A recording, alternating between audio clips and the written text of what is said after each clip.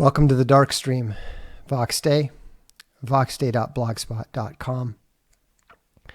Welcome to the reprehensibles, to the unauthorized, to the VFM, to the Dread Ilk, and to the Bears. So tonight I'm talking about deplatforming, and that is not a coincidence because, as some of you know, we've already experienced another deplatforming. Not exactly shocking. I don't think any of us who are, shall we say, veterans of the process are even remotely surprised. But some of the other members of the team who hadn't run into this sort of thing before were. I had an announcement that I was hoping to make this week, that we were planning to make this week, but thanks to another deplatforming from another funding platform, we're going to have to put it off for the time being. Those of you who are backers should just go ahead and cancel your accounts there. I think you've already received an email to that effect. Most of you have probably already done so. But the experience has reminded me of a couple of things that I thought it was worth mentioning on the Darkstream. And the first thing is a reminder of something I wrote about in SJWs Always Lie. And that is, nobody ever believes it's going to happen to them. It doesn't matter how many times you explain it to them. It doesn't matter how many times you explain that the justification is always total nonsense, or at least is usually total nonsense.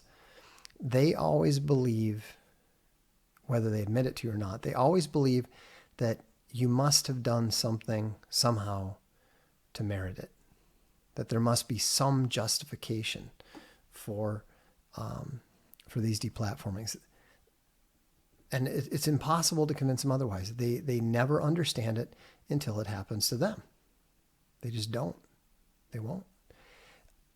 The second thing that people wrongly believe is they think that a financial motivation is going to make a difference.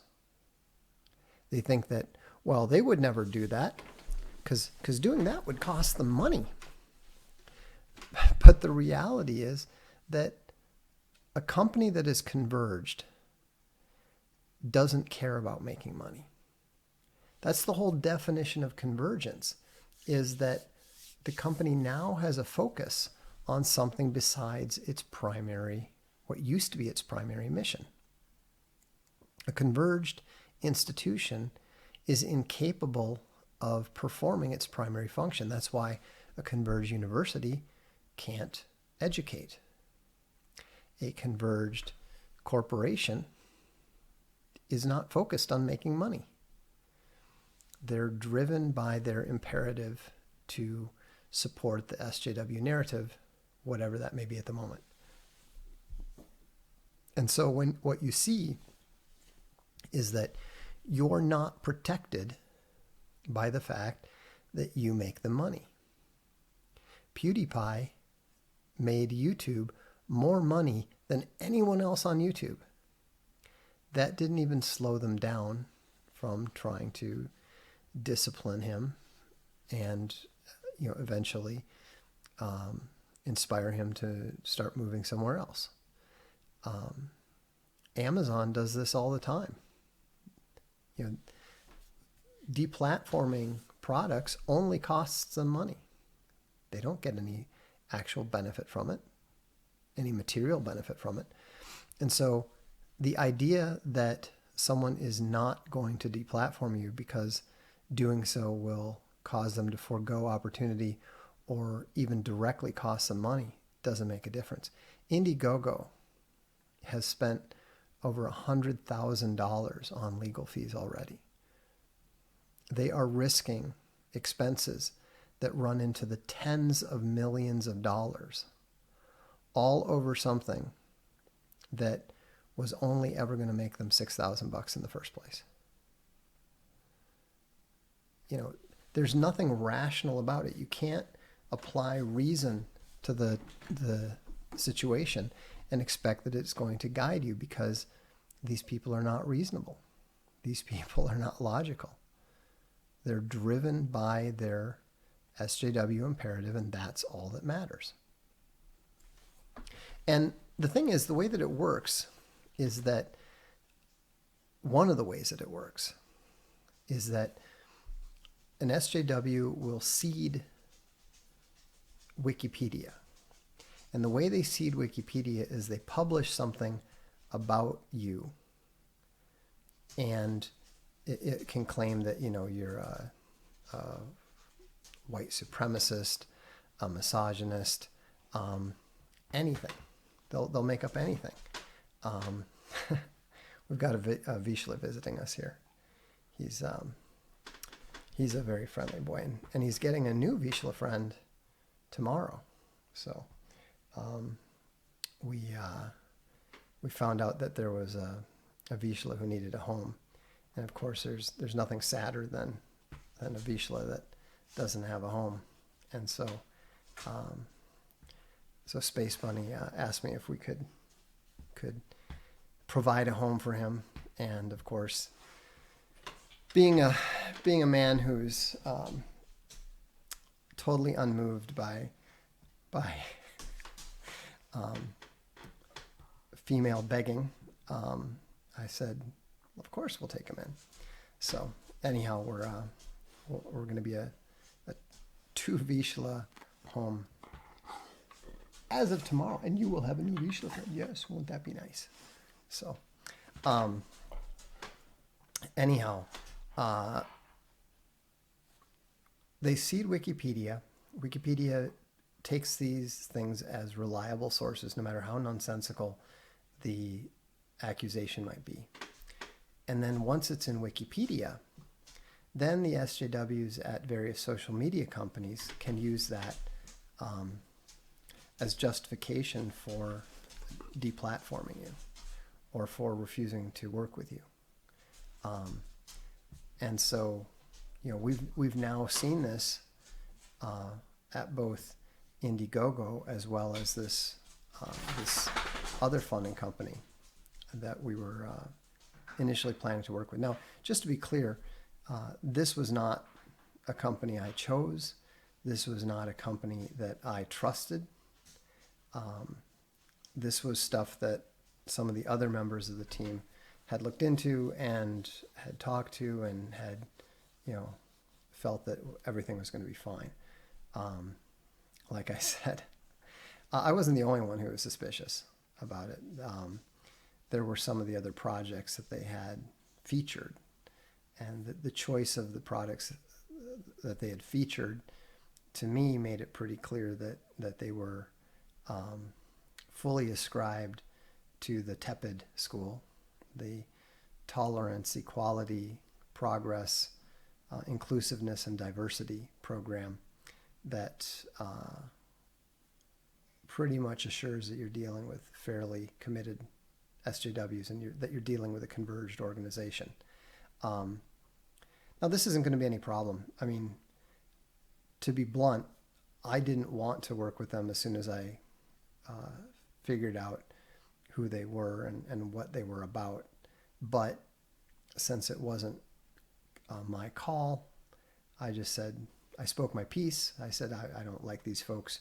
If they don't want to work with us, I think that's preferable. And that's why I'm not sitting here shedding any tears or even naming any names, because I'm not the least bit concerned about having been deplatformed them. You know, it's like being deplatformed from Twitter. Why do you even want to be on there in the first place? It doesn't do you any good. But the principles are important, and it's important to understand the way that it works. And so now sometimes, you know, they will do something really stupid that permits you to go after them legally. Usually they've got it set up so that you can do so in arbitration. And usually if you actually do go after them in arbitration, they will back down. That's true of even the largest social media companies. Most of them don't really want to fight it out. The other thing to keep in mind is that it's almost never the top people.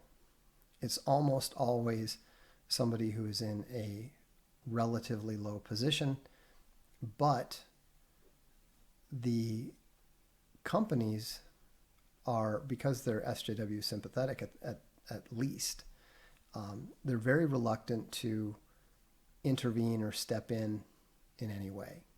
And they don't want to admit that what's happened to you is wrong, because that opens the entire company up for, the entire company is open to legal vulnerabilities, and rather expensive ones at that.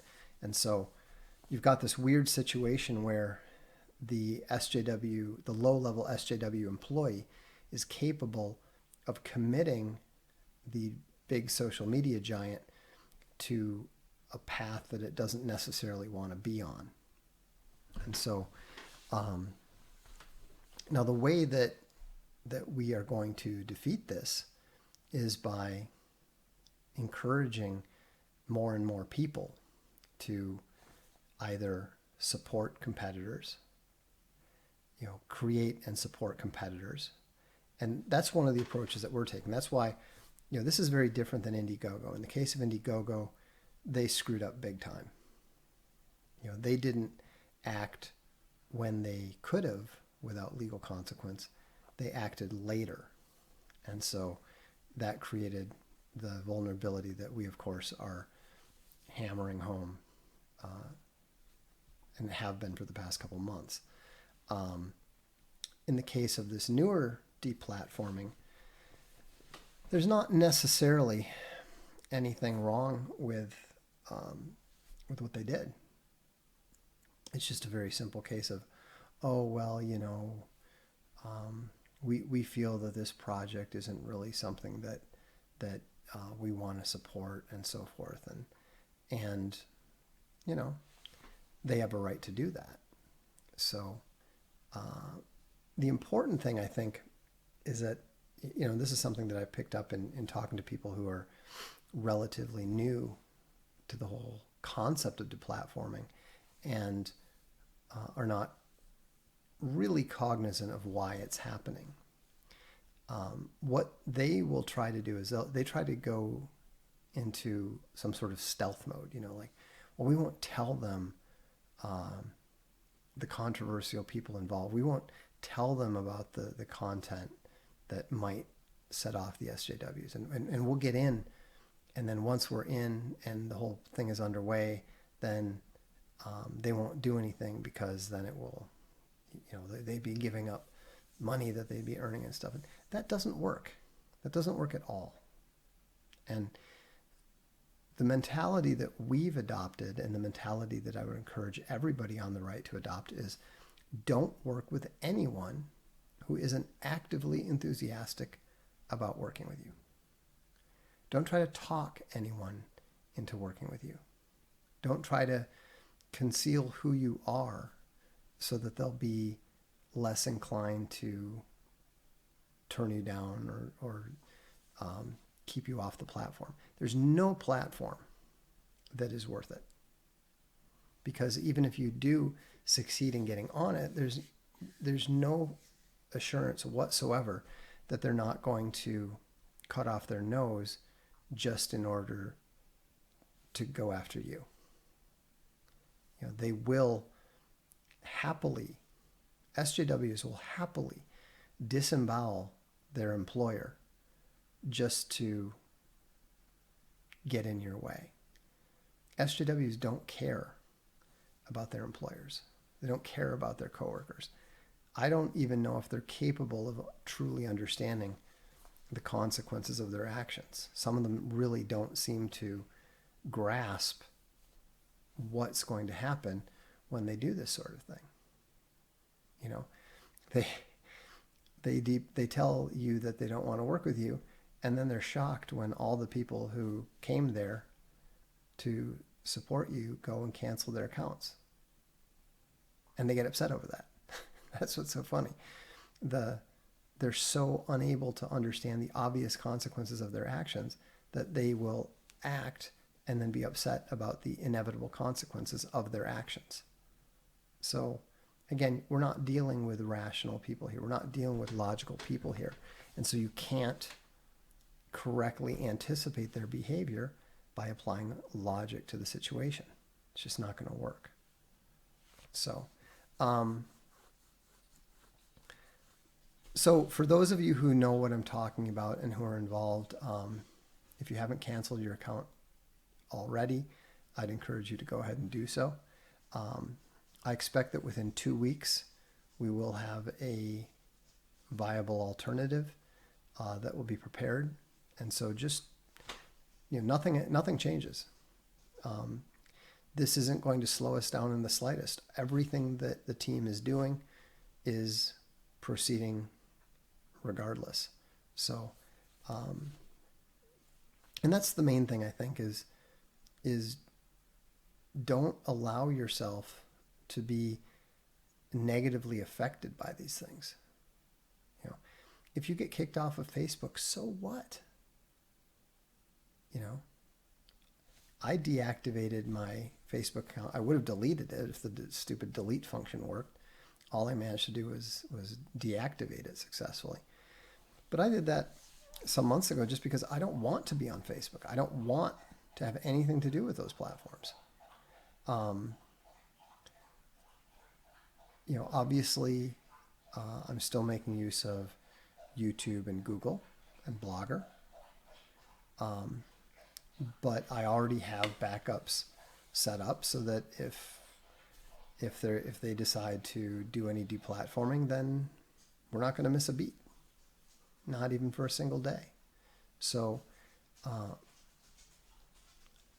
the important thing is to understand that these deplatformings are going to continue. They're going to get worse.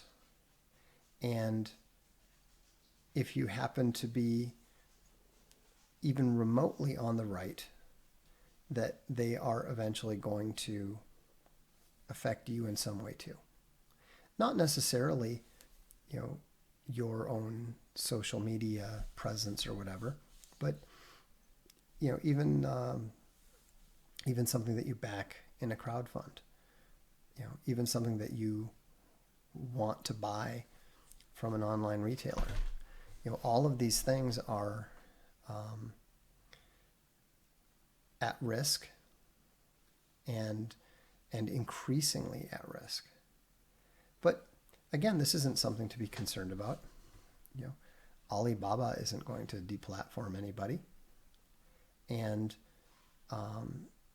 what the social media companies are doing as they allow their converged employees to affect their policy more and more is that they're rendering themselves uncompetitive with their foreign rivals, whether it's from China, Eastern Europe, Russia, or elsewhere.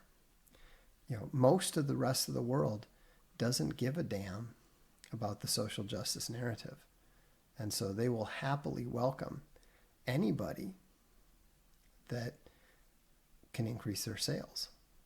And so, it's a little bit ironic that, China and Russia are more nakedly capitalist than the post-capitalist SJW converged corporations of the United States. That is not something that anybody saw coming back in the 80s. I certainly didn't. So anyhow, that pretty much covers what I wanted to address. So stay tuned. We will be making that announcement in the relatively near future. And I think it's something that, I know it's something that most of you are going to be very, very excited about. We're extremely excited about it. And sadly, we can't talk about it yet, but we will soon. So thanks for tuning in tonight. This is the Darkstream. I'm Vox Day.